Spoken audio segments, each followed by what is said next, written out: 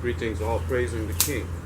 Welcome to Eyewitness, an eye with an eye, an unscripted source where we reason to discover the truth, supporting the struggle for international justice. Today's topic of conversation is on nationalism, which is also considered to be patriotism.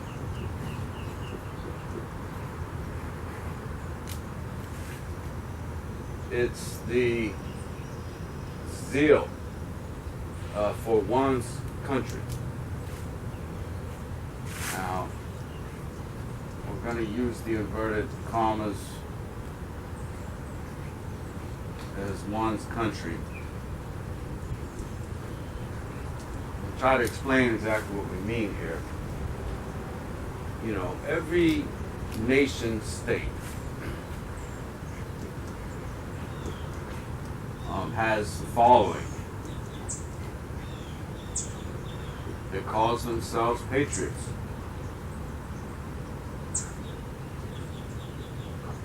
During the Second Italo-Abyssinia War in the 1940s and the 1930s, the Ethiopians were considered patriots. That's how they're referred. So, you know, real patriots, there's a kind of camaraderie. And in the case of the Second Italo-Abyssinian War, these were the soldiers. They weren't called soldiers, they were called patriots.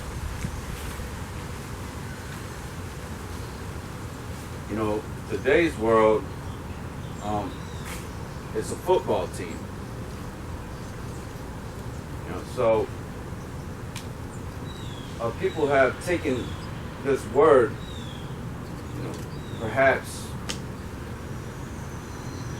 away from its intended meaning. The word has been abused.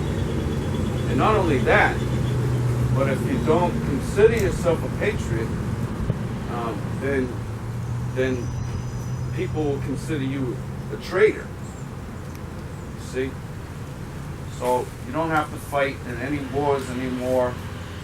You just have to cheer for a football team, and you can call yourself a patriot. And if anybody questions that, then they must be traitors. You know, when you come across these people, you see what I'm saying? You should ask them, like, you know, what makes you a patriot? And why do you believe so firmly in this country? And ask them and see what the answer is. You know, ask them what does the country mean to you, or what does it just mean in general? Yeah, we're being told that this state, called the United States of America, is founded on this thing they call the Constitution. You know, the first 10 amendments forming the Bill of Rights, they say, is the bedrock of the democracy. So this is a big deal to these folks.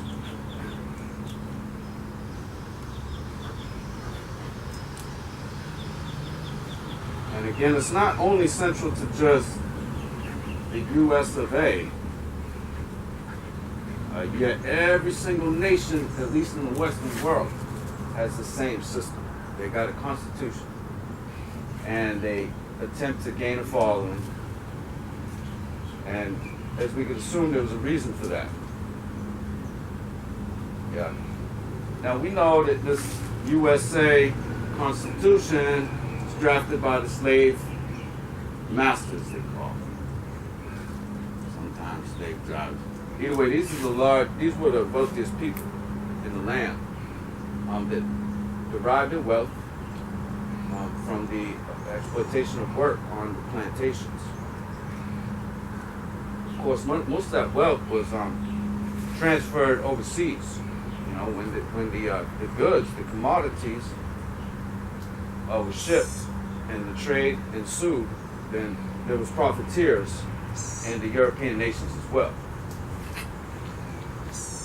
This is how they built up their wealth today.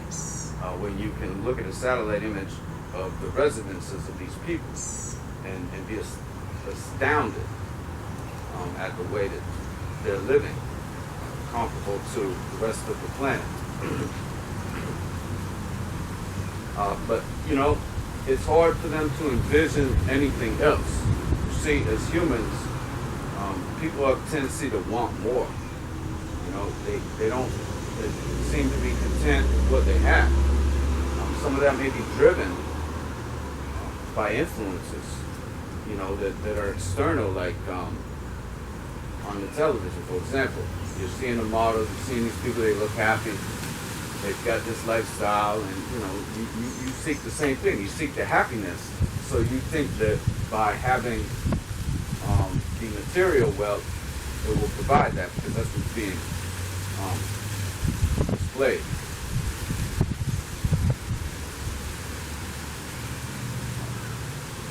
You know, these folks would like to keep their wealth. They would like to keep things the way they're going. And they know more than anyone the real history. You see what I'm saying? It's important to realize that, you know, this idea is based on history. But it's history told. History can be told any kind of way. But the idea of nationalism is to tie in, you know, the historical values of the land to the people, and to convince people that their history is good. You know, the way that they got to where they are to be what they call the most powerful nation in the world, for example, the United States, with so beloved, is, you know, but by just means. If you think that the land was corrupted from the government of the land, let's say the government of the land was corrupted from its inception, then you would not be considered much of a patriot. This has to do with the government. That's what people are supporting. They call themselves a patriot. Now, of course, we use the inverted commas because we don't consider this to be a legitimate body. But yet, it has a certain demand, which gives it a kind of legitimacy from the population if they choose to follow it. Now, going back to what we were speaking about before as far as the Constitution, these people that call themselves patriots, if you ask them, what are the Bill of Rights? Most likely they won't be able to tell you. Now wait a minute, this is supposed to be the very foundation of everything you claim to represent, but you don't know. So what we're really dealing with when we're dealing with patriotism is kind of popularism. It's also has to do with class, because essentially what you're doing is you're dividing people. You're putting people in certain categories. You're saying that this person is patriotic. That's a good citizen. And then you'll turn around and say, this person that thinks that the United States is corrupt, that's not a good citizen. Yeah, and they even call you anti-government. You see what I'm saying? They're not really willing to listen to the reason of why you think the way you are.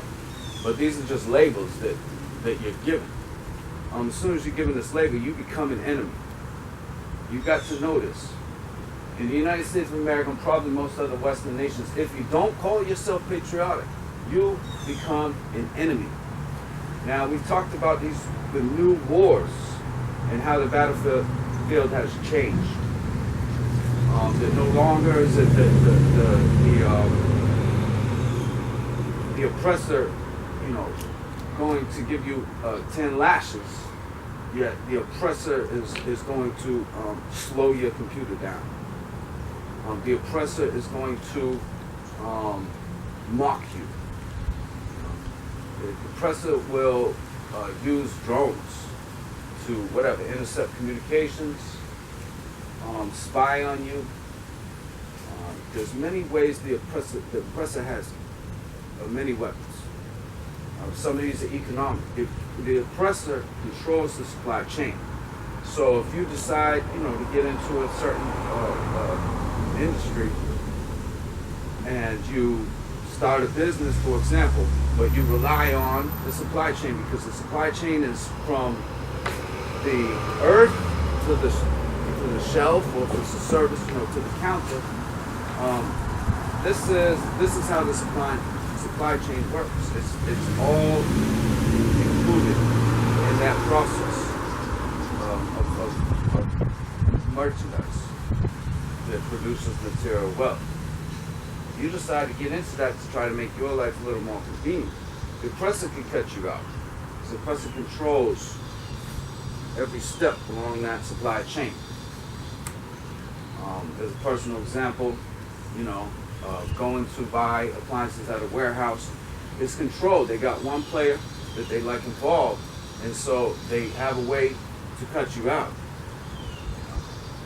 These are private companies. This is very important that this thing they call the government in their country is built on privatization.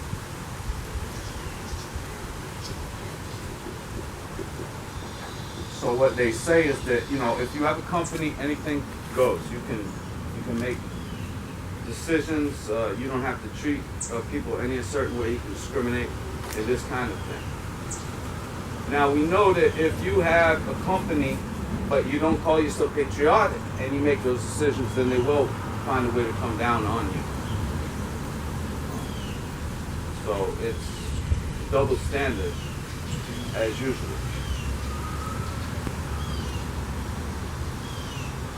This privatization enables people from other countries to invest in not only the corporations within this region, yet in the thing they call the government itself. Whenever the dollar is printed, it's backed by a debt. It's supposed to guarantee people a small interest, but it's supposed to be like one of the safest bets. You see what I'm saying? It's starting to change now as the dollar is losing its standard value to the digital currency, what they're bringing on. But nevertheless, this is a type of investment in the dollar.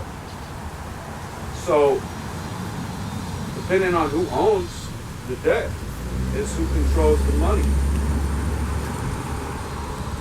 They own that bill. When you look at that bill, this note is legal tender of all debts. And so what happens is when the taxes are collected, those debts are paid off the top. The first thing they do. See, if there's anything left over, they might go to certain services for people. But the idea of a country, like for example what they call the United States of America, is really supposed to be for protection. It's supposed to be for protection.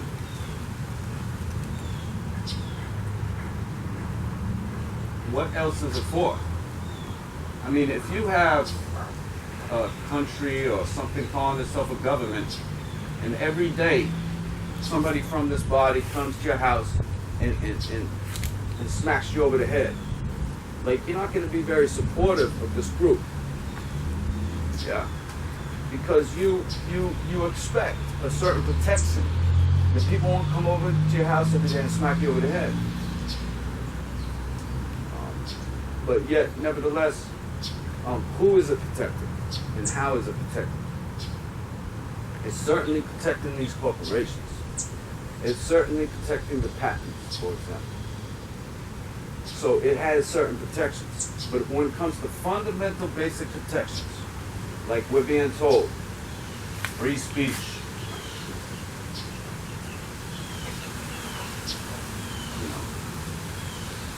freedom of religion, freedom against unwarranted searches and seizures,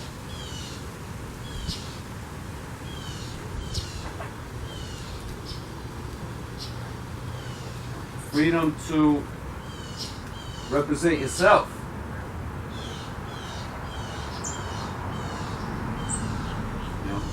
freedom to end involuntary servitude. You see, all these things are promises us. When it comes down to it, if you have questions about the thing, then it's discrimination. Disinformation. If you use the sacred herb for religious practices, you go into prison. Unwanted search, forget about it. Like the police lie, and the judges don't give a shit. Represent yourself, man. See how easy that becomes. Now, you're better off doing this than hiring one of their goons. But nevertheless, they're going to make it real difficult for you if you try to represent yourself. They say it's a right, but then they'll sit there and convince you up, down, and sideways not to do this thing. Jeez, why would you tell me it's a right if you think that I shouldn't do it? Then this involuntary servitude, which has become the prison industrial complex. Once the slavery was eliminated, then people were forced to pay taxes. And it's all about production. So who are you going to convince that the people at the top of the chain of command aren't achieving more the way that the processes are operating today than they were in the past when the African slave trade was at its peak? Yeah, you can look at the results. You can look at the commodities, the corn, the tobacco, the sugar, and what that was coming out of that era, and then you can look at what is coming out of this era. And you can divide that.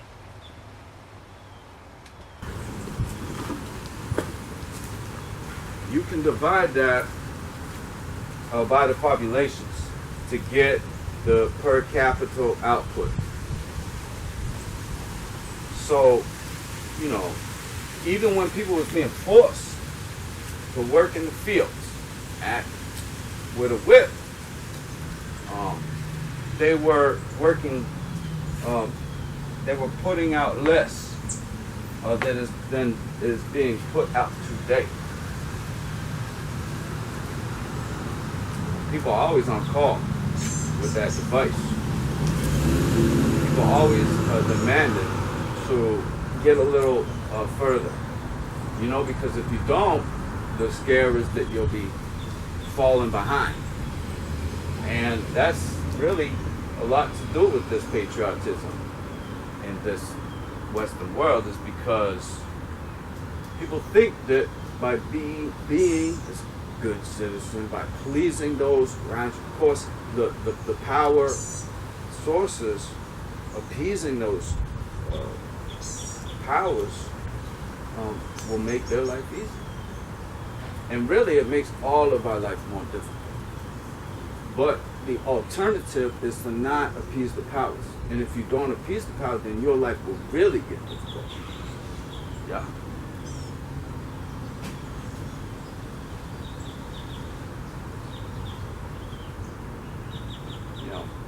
When you have international investments,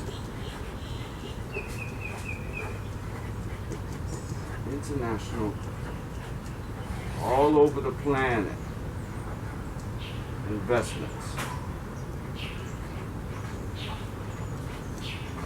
it's called globalism.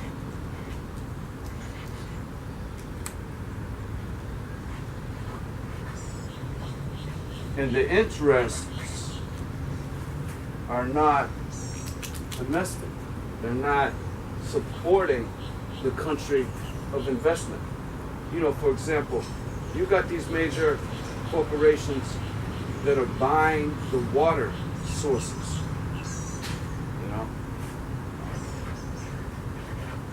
In a country. You're going down and you're purchasing the water of another land. And now you're going to distribute it throughout the earth to make a profit.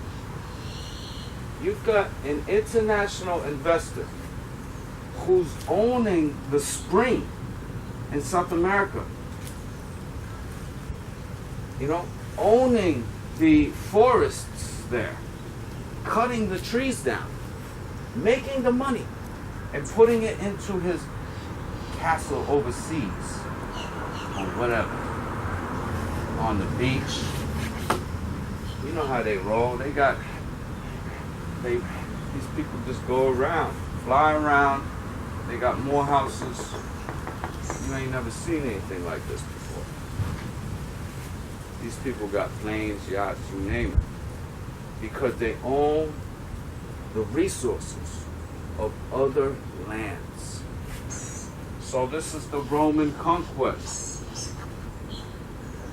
You see, all these Western nations are really part of this Roman Babylonian civilization. We spoke about this in our report on convergence, how the Babylon converted over time, and the civilizations conquered each other, but kept the same core value, which is paganism, to get to this point here that Rome had conquered. And in the book of Daniel, it's talking about these happenings. You know, Rome is symbol for Babylon. And the Western world today is represented by Rome. Yeah.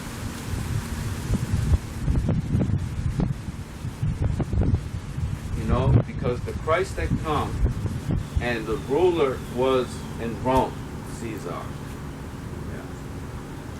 So the Christ's rival on the earth was Caesar, who really had the Christ executed.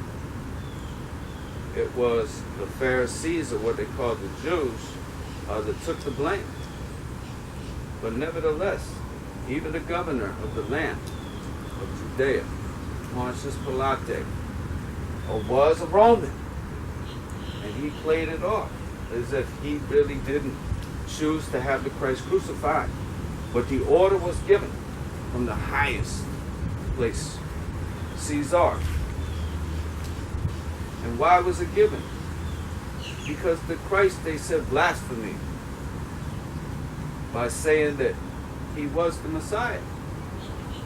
And he forbid to give tribute to Caesar in the form of taxes. So the Christ was not a patriotic person. No, because the rulers of the land were his enemies. Oh, praise the King.